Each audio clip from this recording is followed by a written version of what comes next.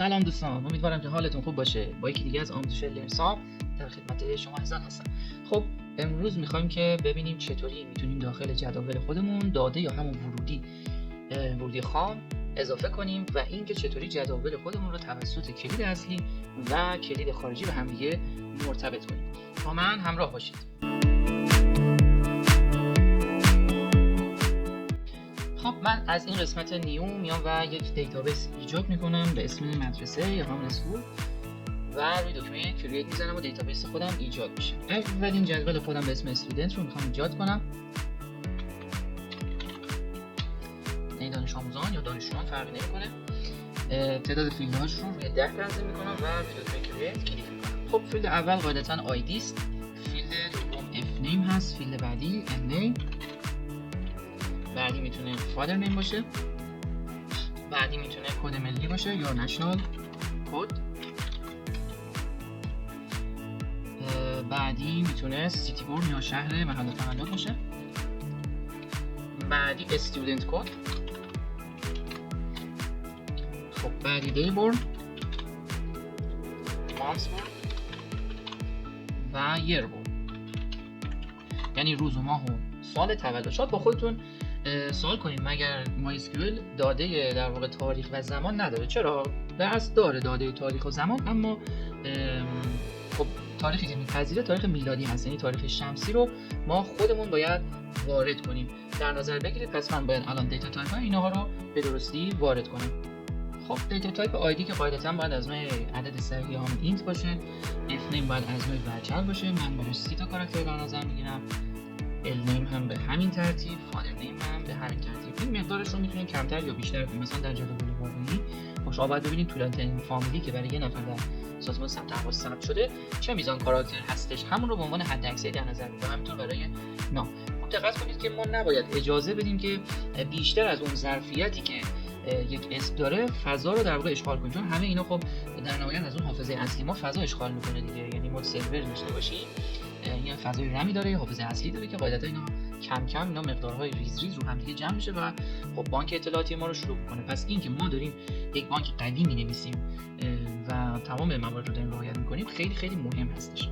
کد ملی دوستان باید از نوع ورچر باشه، چون کد ملی ما در واقع ایرانی‌ها خب معمولا داخلش 0 هست، اما تعداد ارقامش خب همه میدونید که 10 رقمه. سیتی بورن هم قاعدتا باید از نوع ورچر باشه، این رو هم بالا هم حدود 30 کاراکتر در نظر میگیریم، حدودیه دیگه.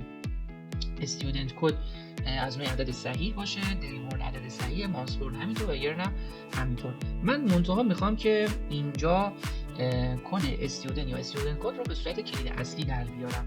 پس میتونم بیام و گزینه پرایمری رو انتخاب کنم و اینجا داره از من سوال میپرسه که آیا این میتونیم به عنوان کلید اصلی اضافه کنیم. میگم که بله. خب در نهایت هم روی دکمه سیو کلیک میکنیم. این جدول من الان اینجا ایجاد شد. خب یه جدول دیگه من اینجا میخوام برای دروس خودم، میخوام درس‌های خودم رو اینجا اضافه کنم. اسم جدول خودم رو میذارم لسنس. خب تعداد رکوردی که برای من داره، یک دونه آیدی من اینجا میخوام، یک دونه نام درس یا نیم ال من اینجا استفاده میکنم، نیم لسن، و یه دونه واحد یونیت، و یه دونه هم میتونم کد درس هم انتخاب کنم دیگه، یعنی اینجا بزنم کد ال یا کد لسن.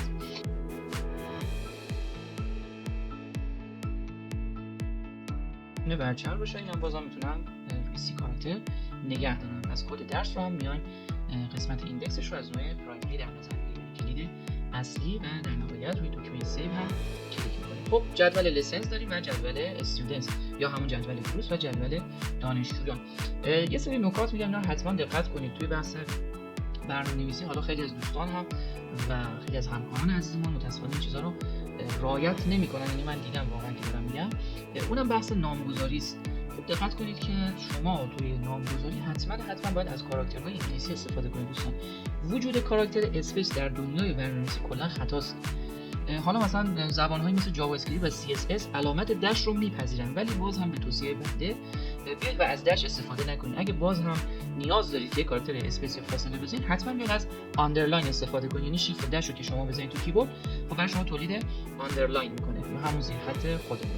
اینو همیشه به یاد داشته باشید، حالا چه توی نامگذاری فیلدهای دیتابیس، چه توی مثلا تعریف متغیرهامون در هر زبان برنامه‌نویسی فرقی نمیکنه.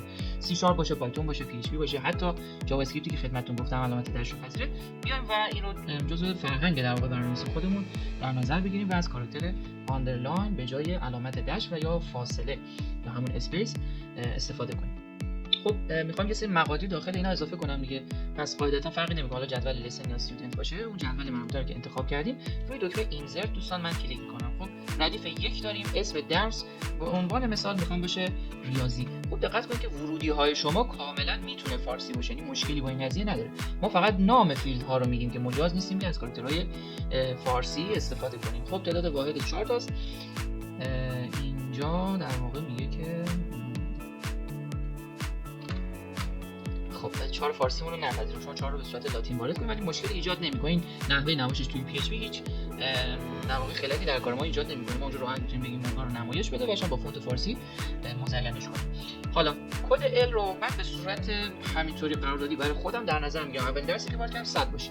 خب سیستم دانشگاه یا سیستم مدرسه برای خودش یه سری در واقع قوانین داره. مثلا میگه کد درس برای رشته فلان این مقدار تعریف بشه. خب درس بعدی دوست دارم ادبیات فارسی باشه دوستان و تعداد واحدش مثلا در نظر میگیرم 2. خب اینجا باز نمیپذیره، اینجا 2 کلیک میکنم، میبینید که میگه که تو رو اینسرت 2 تا سطر برای من ایجاد شد. خب میخوام برم سراغ جدول دانشجویان یا همون دانش آموزان و اینجا تعدادی دانش آموز یا دانشجو وارد کنم. خب ردیف 1 رو داریم، مثلا آقای سعید رو داریم، اینجا النیم یه دونه اسم بهش میدم، فادر نیم میتونم بهش بدم. مقادیر کاملا دل بخواهیه دیگه، شما فقط یه چیزی بزنید تا درج بشه.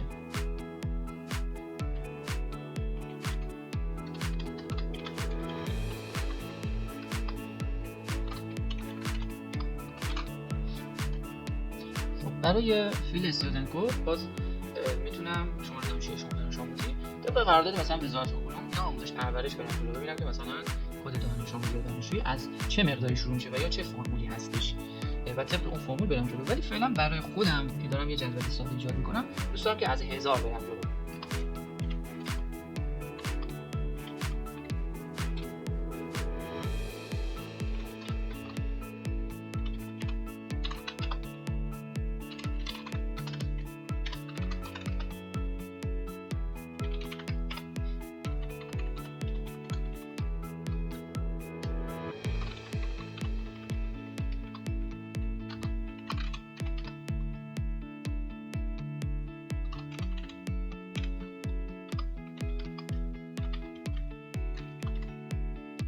خب در نهایت 2 تا سطر رو که نوشتم میتونم روی دکمه گو کلیک کنم و این 2 تا سطر من هم درج میشه. دقت کنید که اینجا کد اسکیولش هم به من میده که تو جلسات بعدی این کدها رو با هم دیگه بررسی می‌کنیم. این دستور اینسرت تو چی هستش، این استودنت چی، این آیدی و این فیلدی که اینجا داریم به چه کاری میاد و چه اقداماتی رو دارن در جدول ما انجام میدن.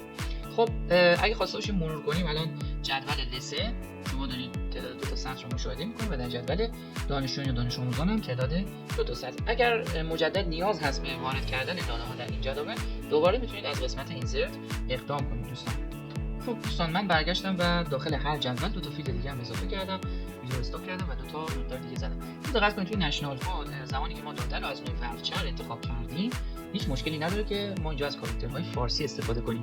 اینجا تو قسمت استودنت کد و تو قسمت یونیت توی جدول درس به ما اخطار میداد به خاطر اینکه خب کاراکتر فارسی توی عدد صحیح غیر مجاز و باید از کاراکتر لاتین استفاده می‌کردیم که خیلی هم میگم برای ما مشکل ساز نخواهد. اینا رو بعداً که بخوایم پیچ رو واسه کنیم خیلی راحت فراخوانی میشه. اونجا میتونیم با فونت فارسی نحوه نمایشش رو و نگارشش رو به صورت فارسی در بیاریم.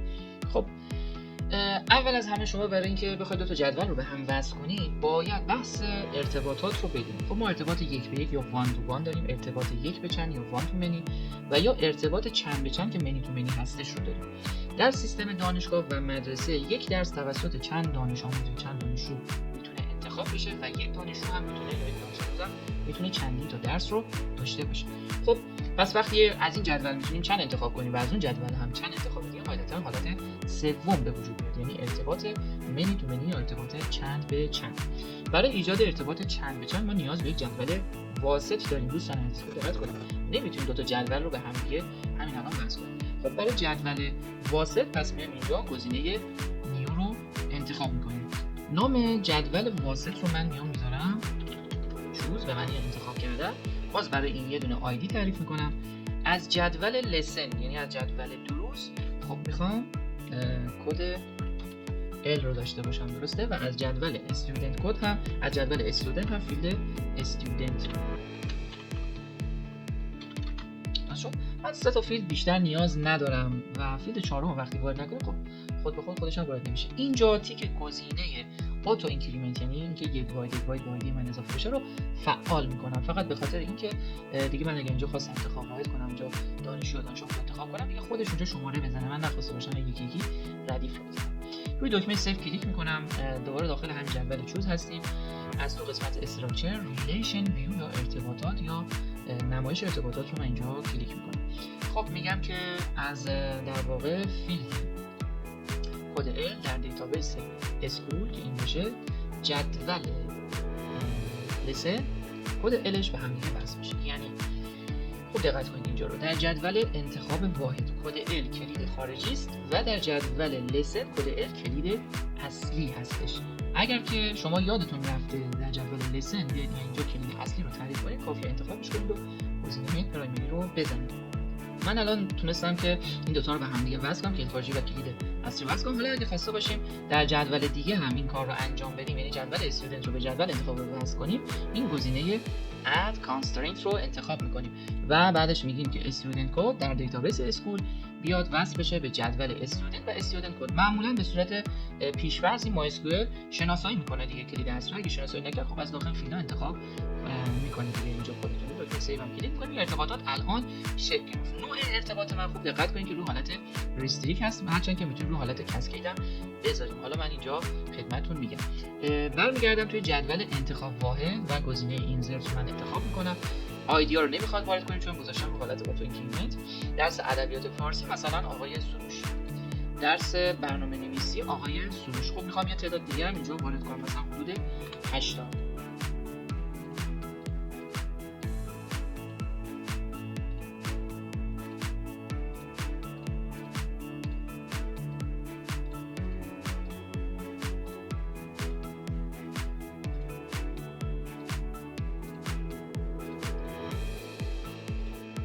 خب بعد از اینکه شما مقادیر رو وارد کردین چک بکنید که همه چیز درست باشه و در نهایت روی دکمه گو کلیک میکنید. میبینید که نمیشه 8 rows inserted، 8 تا سطر برای من درج شد. خب کافیه برگردیم دوباره تو جدول چوز.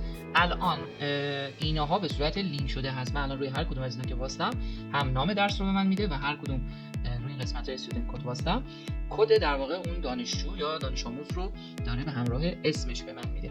خب دقت کنید که جلوتر ما بخوایم کوئری پیچیده بزنیم میتونیم کاری بکنیم که بگیم از جدول مثلا دروس اسم درس بیاد و از جدول استودنت نام دانشجو یا نام دانش آموز همراهش بیاد که دیگه این مقدار کد رو خب حفظ کردنش در واقع محاله دیگه. توی سیستم دانشگاه این چندین تا رشته داریم، در هر رشته چندین تا درس داریم، همینطور چندین تا دانشجو داریم یا مدرسه هم به همین شکل و اونجا این موضوع رو ما با کوئری نویسی یا پرسجو نویسی میایم حلش میکنیم و خب توی پی اچ پی هم به راحتی میتونیم از این کوئری‌ها استفاده کنیم.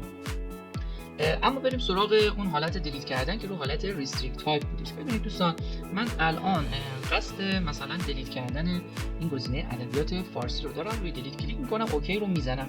خب به من اجازه دیلیت رو نمیده، ببین نمیشه cannot delete or update به خاطر اینکه کلید خارجی من درگیر هست در یک جدول دیگه. یعنی شما اینجا جدول انتخاب واحد رو باز کنید، کد ادبیات فارسی 100 دیگه. خب در جدول انتخاب واحد چند تا سطر ما درگیره؟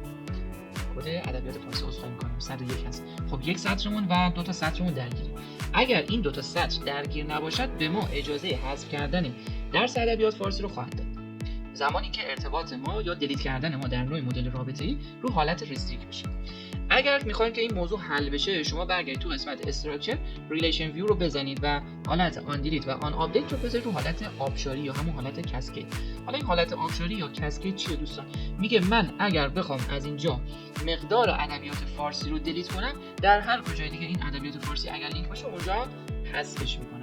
خب به نظر من یک مقداری میتونه اشتباه باشه. حالا من اگه میخوام امتحانش کنم ببینید خب ادبیات فارسی به همین راحتی دیلیت شد. برمیگردم اینجا یه رفرش بکنیم. الان سطر 1 و سطر 7 در اصل نباید باشه. خب ببینید من سانت یکم و هفتم رو ندارم. یعنی اونجا که دیلیت کردیم اینجا هم به صورت آبشاری‌وار در جدول انتخاب واحد من درس ادبیات فارسی حذف شد. خب یک همچین چیزی در بحث بانک‌های اطلاعاتی غالبا غیر منطقی به نظر میاد و طبیعتاً به نظر من باید رو حالت ریستریکت باشه، چون دلیلی نیست و نمی‌بینیم که بخوایم یه چیه محتوایی رو از داخل دیتابیس پاکش کنیم. اگر قصد پاک کردن داریم میتونیم یه فیلد براش در نظر بگیریم و یک کد بهش بدیم، مثلا بگیم کد 0 عدم تایید است و کد 1 تایید، یعنی این فیلد الان نمایش داده بشود و این فیلد مثلا نمایش داده نشود با استفاده از کوئری نویسی. چرا که ما تو بحث پایگاه داده نویسی باید حتما تمام رفتارهای کاربر رو زیر نظر بگیریم و چیزی رو به صورت دل بخواه حذف نکنیم. خب امیدوارم که این آموزش برای شما عزیزان مفید واقع شده باشه. یادتون نره که حتما لایک کنید، سابسکرایب کنید، اون زنگوله بالا رو هم بزنید. ممنون که حمایت می‌کنید.